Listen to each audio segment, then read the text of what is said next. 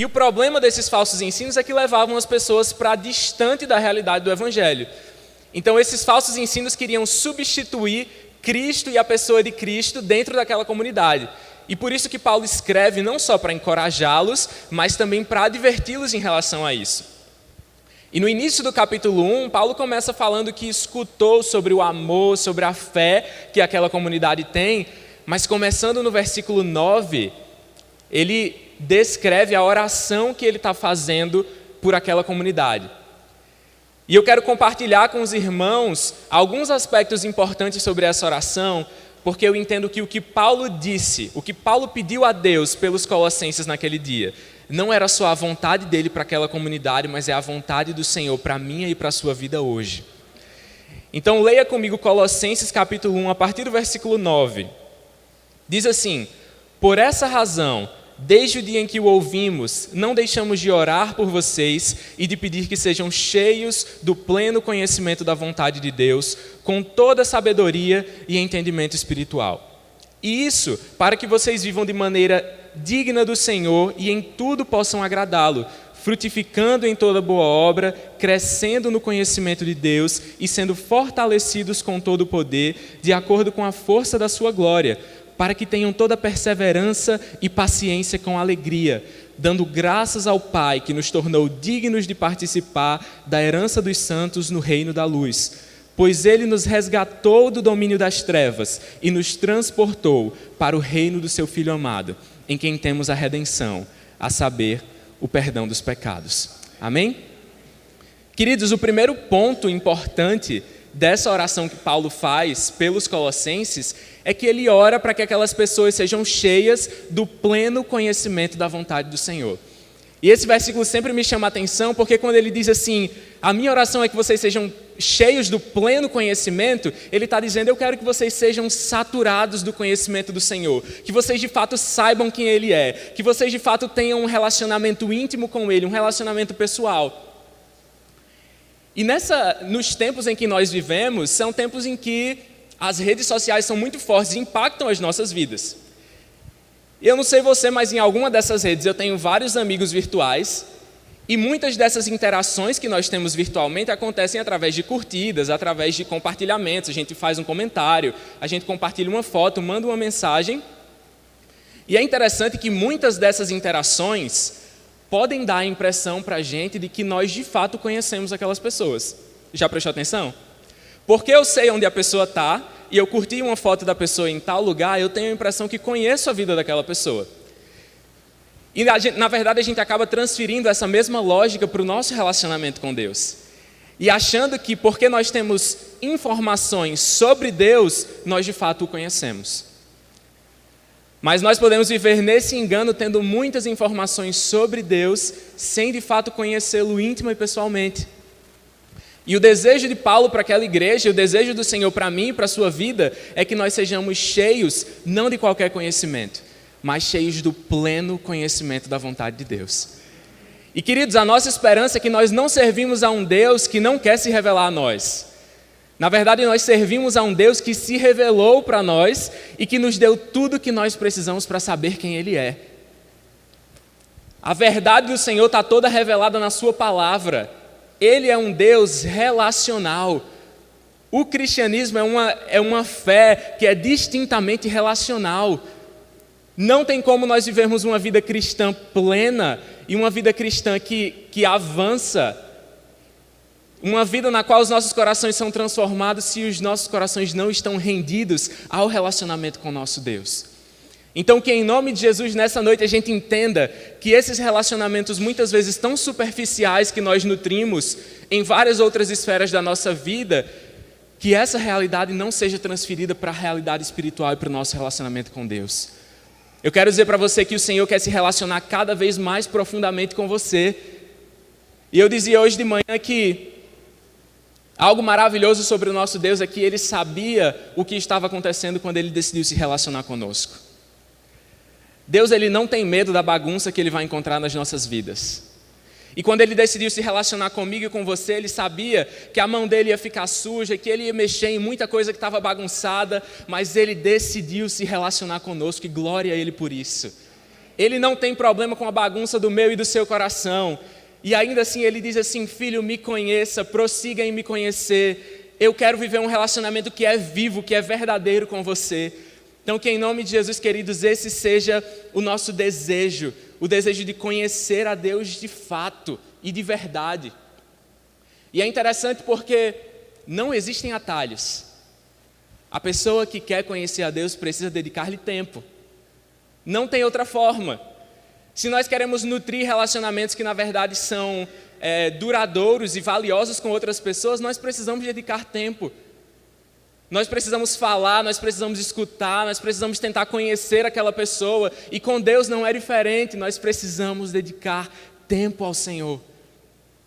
E mais uma vez, queridos, por mais que seja valioso o fato de nós conseguirmos nos reunir juntos como igreja, que coisa maravilhosa, que a gente pode vir aqui e cantar junto, e orar junto, e fortalecer uns aos outros, e estar no nosso pequeno grupo e convidar pessoas para que experimentem também a realidade do Evangelho e da graça de Deus. Quando Paulo fala sobre pleno conhecimento, ele também fala sobre aquilo que se desenvolve no secreto, quando ninguém vê, lá dentro do teu quarto, no momento que você abre a Bíblia, no momento que você se coloca em oração diante do Senhor. Porque isso é maravilhoso como um bom começo, mas eu e você não podemos parar aqui. Que em nome de Jesus nós sejamos uma igreja que avança em conhecer o Senhor e que diz assim: Deus, eu não estou satisfeito com aquilo que eu conheço do Senhor, eu quero conhecer mais. Porque o nosso Deus é uma fonte inesgotável. E quanto mais nós o buscamos, mais Ele se revela a nós.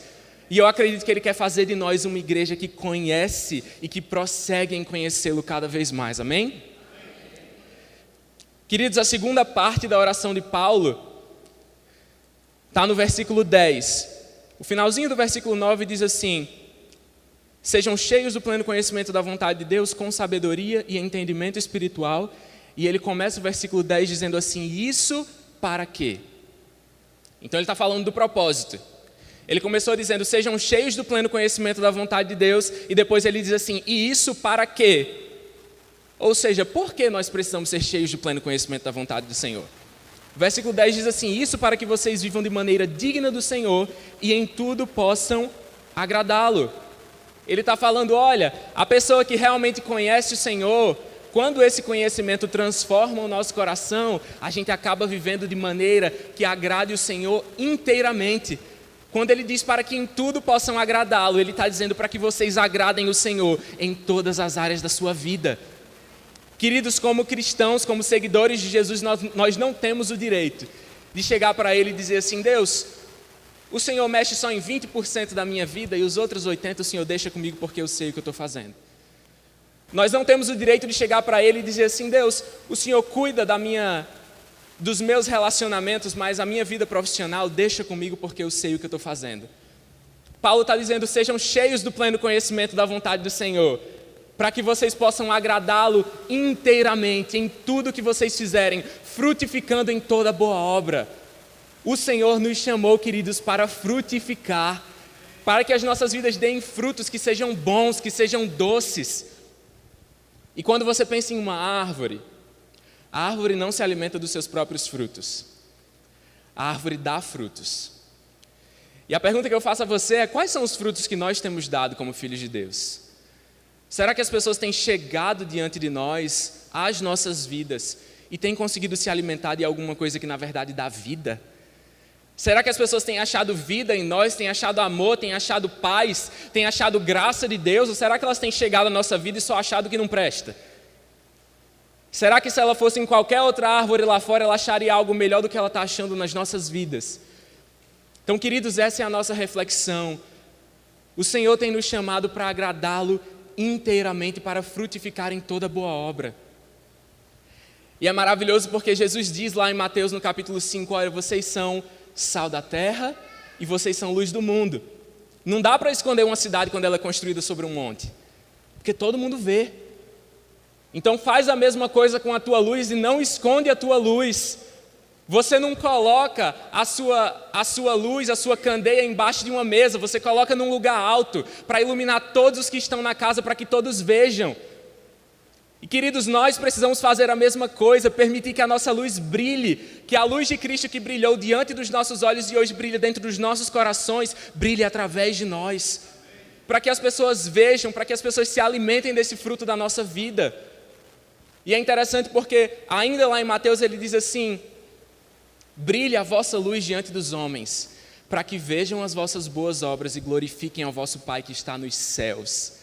Então, o grande objetivo de ter a luz do Senhor brilhando através de nós não é uma autoexaltação. Não é que a pessoa olhe para o pastor Targino e diga: olha, Targino é um cara 10. Não é que a pessoa olhe para mim e diga: olha, Carlos é um cara 10. A Bíblia diz: brilhe a vossa luz diante dos homens para que vejam as suas boas obras e glorifiquem ao seu Pai que está nos céus. O objetivo final de todas as coisas é a glória do Senhor. E é por isso que a carta aos Colossenses é tão maravilhosa, porque durante toda a carta, Paulo fala que Cristo está no centro, que Ele é o centro, que Ele é o ponto ao qual todas as coisas convergem.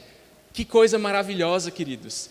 Esse precisa ser o objetivo das nossas vidas, conhecer ao Senhor verdadeiramente, intimamente, pessoalmente, para que nós possamos frutificar, brilhar a luz do Senhor e que o nome dEle seja exaltado nas nossas vidas.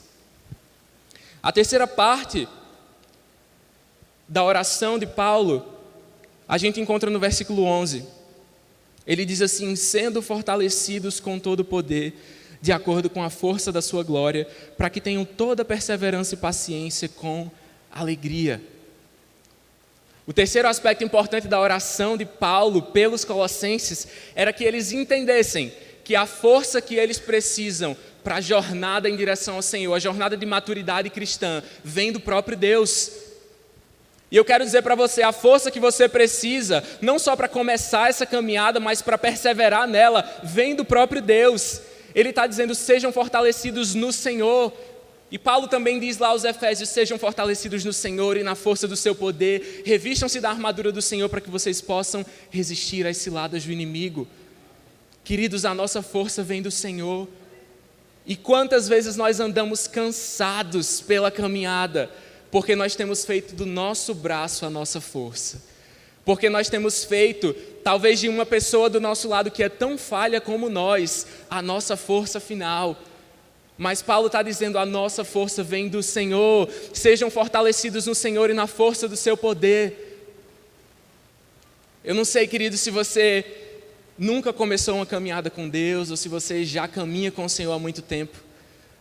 Mas independente de em qual nível você esteja nessa caminhada, a verdade continua sendo a mesma. Tanto para começar, quanto para perseverar nessa jornada, o Senhor precisa ser a nossa força.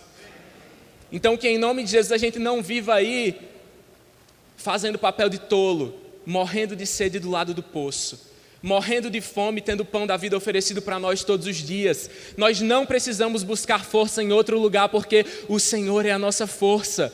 Então sejam fortalecidos no Senhor. E ele segue falando, depois do versículo 11, aliás no versículo 12, dizendo assim: dando graças ao Pai, que nos tornou dignos de participar da herança dos santos, no reino da luz. O quarto ponto dessa oração que Paulo faz aos Colossenses é dizendo assim: olha, a gente tem que dar graças porque o nosso Deus nos tornou dignos de fazer parte do reino dele. Isso é tão maravilhoso porque eu e você não somos dignos. Se alguém chegou para você e disse assim que você merecia tudo que Deus ainda não deu para você, aquilo que Ele já deu para você. Se alguém já chegou para você e disse assim que você tem tudo que você precisa para ser salvo, e que se você for bom o suficiente, que se você fizer as coisas certas o suficiente você consegue chegar no céu, essa pessoa mentiu para você. Porque a realidade do Evangelho é que nós somos completamente perdidos sem Cristo. Mas há uma realidade ainda mais maravilhosa, é que o nosso Deus é tão maravilhoso que Ele se entregou e fez por nós aquilo que nós não podíamos fazer. Ele já pagou o preço que nós não poderíamos ter pago, e Ele nos tornou dignos em Cristo Jesus de fazer parte da família dEle. Então, queridos, se nós estamos aqui desfrutando da bênção de estar na família do Senhor, na casa de Deus, com irmãos e irmãs em Cristo, é porque o próprio Deus, independente de qualquer mérito nosso, nos tornou dignos em Cristo de fazermos parte dessa família. Glória a Ele por isso, essa é a nossa esperança. Um Deus que toma a iniciativa, um Deus que dá o primeiro passo, Um Deus que trouxe você aqui essa noite para mostrar que Ele tem tomado iniciativa para resgatar você, para trazer de volta você para Ele. Quantas vezes nós pensamos que temos dado os primeiros passos em direção ao Senhor? Mas, queridos, quando nós damos um passo é porque Ele já deu um passo em direção a nós. Quando nós conseguimos dizer assim, Deus, eu preciso do Senhor, é porque a graça dEle já se derramou nas nossas vidas. O primeiro passo é sempre dEle, a iniciativa é sempre dEle, porque Ele é esse Deus. Ele é esse Deus que se entrega, Ele é esse Deus que busca, e Ele é esse Deus que não se preocupa em sujar as mãos para lavar a vida do pecador. E a passagem segue dizendo no versículo 13, pois Ele nos resgatou do domínio das trevas e nos transportou para o reino do Seu Filho amado, em quem temos a redenção, a saber, o perdão dos pecados. Eu gosto também da versão que diz assim, Ele nos libertou do domínio das trevas e nos transportou para o reino do Seu Filho amado. Porque nós, de fato, estávamos presos, completamente presos, incapazes de chegar até Deus, presos no nosso pecado. E aí Ele vem com o poder do sangue dEle, o poder do Seu Espírito e quebra as correntes que nos prendiam. E diz assim, filho, agora você pode caminhar em liberdade em direção a mim, em direção à vida que eu tenho para você, em direção ao futuro que eu tenho para você. O Senhor nos libertou. Ele nos libertou do domínio das trevas e nos transportou para o reino do Filho do Seu amor. Queridos, glória ao nome do Senhor, porque Ele fez aquilo que nós não podíamos fazer. E talvez Paulo pudesse ter começado essa oração de trás para frente. Porque tudo começa com a redenção. Tudo começa com o nosso coração transformado. Tudo começa com a nossa compreensão que nós de fato precisamos do Senhor. Porque eu não tenho como receber nada de Deus se eu não entendo que eu preciso de algo dEle. Não tem como a gente receber graça de Deus, graça para nos salvar, se a gente não entende a gravidade do nosso pecado. É muito difícil que a gente consiga valorizar a graça de Deus, o sacrifício de Cristo na cruz, se a gente não entende a necessidade que a gente tem de um Salvador. Então é por isso que tudo começa na redenção. Tudo começa em um Deus que nos alcança e nos transforma e nos lava e diz assim, filho, eu vou colocar você nessa caminhada e eu mesmo estou comprometido em fazer com que você chegue até o fim. E queridos, como isso nos traz esperança? Porque quantas vezes ao longo da minha caminhada eu pensei assim, eu não tenho forças e eu acho que eu vou parar. Eu não tenho forças e eu acho que eu não consigo chegar até o fim. Mas o que alegra os nossos corações é saber que o nosso Deus, Ele se compromete comigo e com você, para a glória do nome dEle, de não só nos colocar nessa jornada, mas de nos levar até o fim. Então, queridos, se você chegou aqui desanimado, eu quero dar a você essa notícia, eu quero que você saia daqui encorajado, sabendo que o mesmo Deus que tem redenção disponível para mim e para você, através do sacrifício de Cristo, é o Deus que quer nos conduzir em maturidade, em triunfo diante dEle, caminhando em direção àquilo que Ele tem para nós. E Ele não quer só fazer isso individualmente, Ele quer fazer isso nas nossas vidas como igreja, como comunidade. Hoje de manhã eu falei sobre o treinamento de líderes que o pastor citou. Irmãos, eu quero dizer para você que os líderes que estavam aqui ontem saíram com o coração encorajado, com o coração queimando, com o coração ardendo para servir mais o Senhor, para amar mais pessoas, para alcançar pessoas. Foi maravilhoso ver o que Deus fez. Então isso enche o meu coração de alegria, porque eu acho que o futuro dessa comunidade é cheio de esperança pelas coisas que o Senhor está fazendo no nosso meio. Ele está comprometido em construir a igreja dele a despeito de nós, a despeito das nossas falhas, das nossas fragilidades. Mas, queridos, existe uma caminhada de obediência e de maturidade que precisa ser trilhada.